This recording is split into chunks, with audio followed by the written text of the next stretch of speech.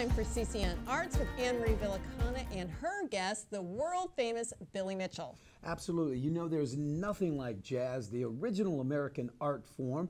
Tell us more about it, Anne-Marie. Derek and Mary, my guest Billy Mitchell is a world-famous jazz musician who plays with the Los Angeles Orchestra and who helps kids by giving them music, experiences that they no longer get in school. So, Billy, tell us how you got involved with music. Well, I was involved at a very early age, but I didn't start playing until I went to college. And it was just by happenstance. They had a little jazz group and they needed a keyboard player. And I had never really studied music per se. I always tinkled as a child. I tinkled.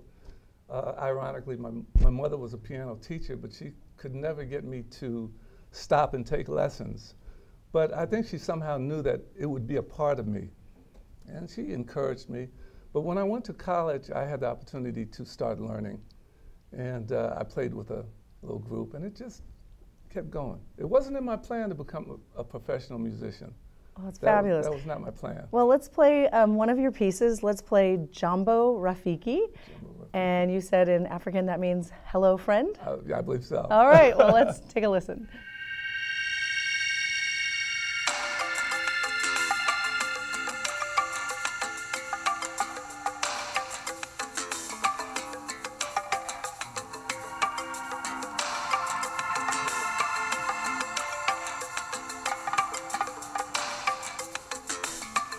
More bass.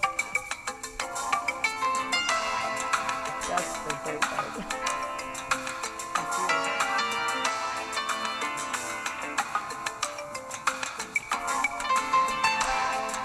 It has such a great feel. You didn't want to imitate. All right, so tell us about how you came together with these compositions. This beautiful sound. Well, this project came about after I traveled to Kenya and South Africa and traveled around and shared in some of the music, sat in with some of the musicians.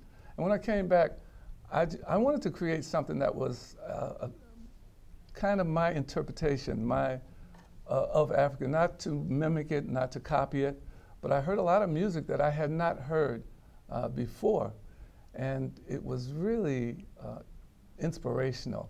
The whole trip to Africa kind of changed my perception of who I was. And in so doing, it kind of changed my relationship to what I was doing musically. Well, where are some of the places you have performed?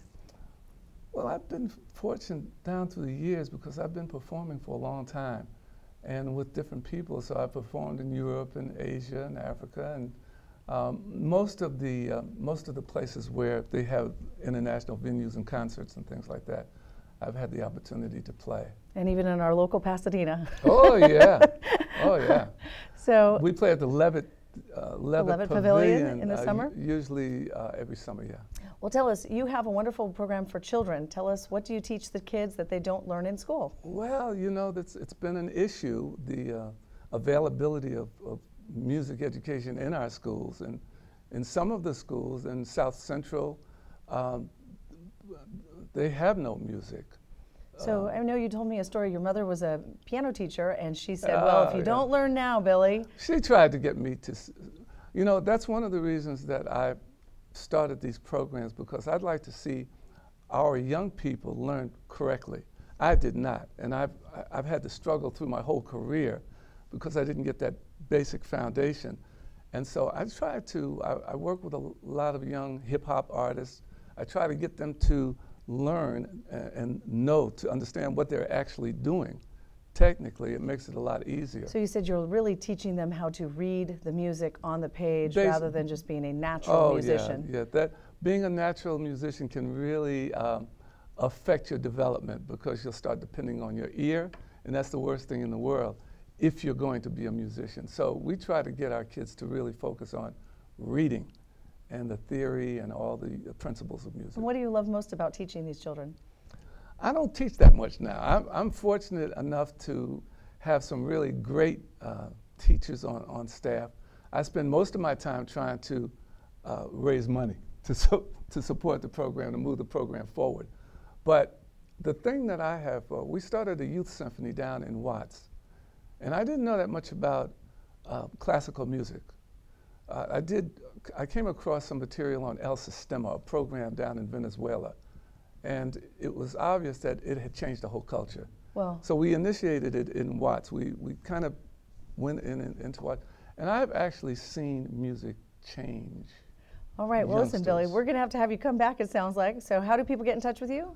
BillyMitchell.com? BillyMitchell.com. Well, it's Billy-Mitchell.com, but my music program is SAPPA, SAPPA.net.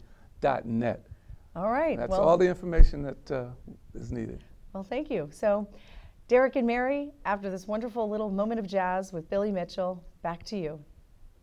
Thanks, Anne-Marie. Billy's incredible. That's a great segment. All right, coming up, you want to spread the word about your business, but is what you're saying what they hear? Because they don't always. So Anne Convery has worked as a marketing consultant, media trainer, PR, executive keynote speaker, and she works to help get your message right so that people will know about your business. Next.